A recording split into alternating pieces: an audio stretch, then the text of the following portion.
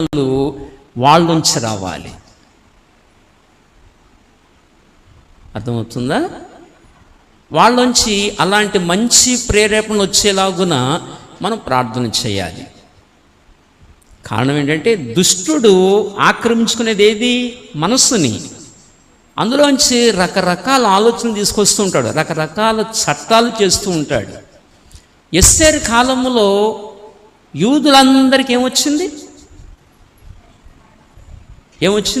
శ్రమ. ఎందుకు వచ్చింది ఆ శ్రమ?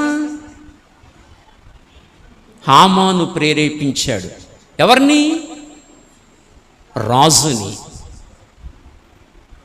హామాను ప్రేరేపించాడు. హామాను ఎవరు? శత్రువు. హామాను ఎప్పుడైతే ప్రేరేపించాడో రాజుని, చట్టం బయలుదేరింది.